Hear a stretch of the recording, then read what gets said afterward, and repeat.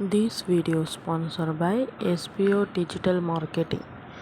இந்த டிஜிட்டல் மார்க்கெட்டிங்கில் பார்த்திங்கன்னா நம்ம வீட்டில் இருந்தபடியே ஒர்க் பண்ணலாம். இன்ஸ்டாகிராம், யூடியூப், ஃபேஸ்புக் மூலயமா நாம் ஒர்க் பண்ணலாம். ஃபுல் டைமாகவும் பார்ட் டைமாகவும் ஒர்க் பண்ணலாம். இது ஸ்க்ரீனில் தெரிகிற நம்பருக்கு காண்டாக்ட் பண்ணுங்கள். நம்பர் டிஸ்கிரிப்ஷன்லேயும் கொடுத்துருக்கேன்.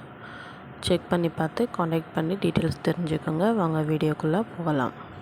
ஸ்கிப் பண்ணாதீங்க. பெரிய தப்பு. தினம் ₹300 சம்பாதிக்க அரிய வாய்ப்பு. இன்ஸ்டாகிராம், ஃபேஸ்புக் பயன்படுத்த தெரிந்தால் போதும். Content post and content publishing மூலமா தினம் ₹300 சம்பாதிக்கலாம். இந்த வேலை செய்ய 5 நிமிடம் போதும். Work training support, group communication support, all language customer live chat support, முக்கியமா சொந்தமா ஒரு பிசினஸ் ஸ்டார்ட் பண்ற அளவுக்கு உங்களால கற்றுக்கொள்ளவும் முடியும், சம்பாதிக்கவும் முடியும். இந்த வேலை வாய்ப்பு வழங்குவது 5 வருடத்திற்கு மேல ரன் ஆகிட்டு இருக்க நம்ம தமிழ்நாட்டு company school of business organisation private limited. மேலும் விவரங்களுக்கு டிஸ்கிரிப்ஷன்ல கொடுத்திருக்க நம்பருக்கு வாட்ஸ்அப் பண்ணுங்க.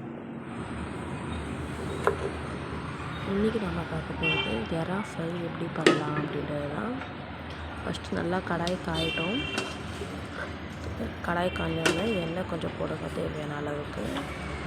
எண்ணெய் கொஞ்சம் அதிகமாக இருந்தாலும் நல்லா தான் இருக்கும்.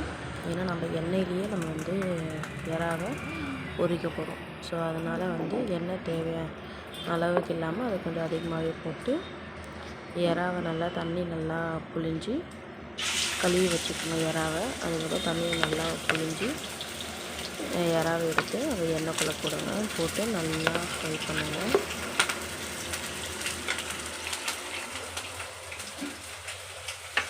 அது கொஞ்சம் ஃப்ரை ஆனதும் இஞ்சி பூண்டு பேஸ்ட் இருக்கு இல்லையா, ஸோ அது போடுங்க.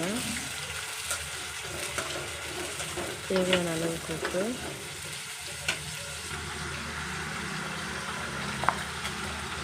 இஞ்சி பூண்டு பேஸ்ட்டு.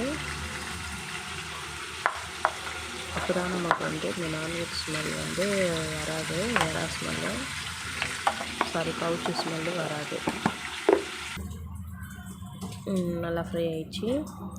அதுக்கப்புறம் ஒரு தக்காளி கொஞ்சம் நார்மல் சைஸ், கொஞ்சம் பெருசு, அதை கட் பண்ணி போடுங்க. அதில் நல்லா கொஞ்ச நேரம் நல்லா கொதிக்கிட்டோம். அந்த தண்ணியிலேயே அந்த எண்ணெயிலேயே அந்த தக்காளி இதாகும். நல்லா கொல ஆகணும். அதுக்கப்புறம் தக்காளி முழுசாக இருக்கக்கூடாது. அந்த தக்காளி நல்லா வேகணும். கொஞ்ச நேரம் விட்டுருக்கேன். நல்லா வெந்ததுக்கப்புறம் மிளகாத்தூள், மஞ்சாத்தூள், உப்பு எல்லாம் தேவையான அளவுக்கு போட்டு இது பண்ணிவிடுங்க. அவ்வளோதான், எறா ஃப்ரை ரெடி. தேங்க்யூ.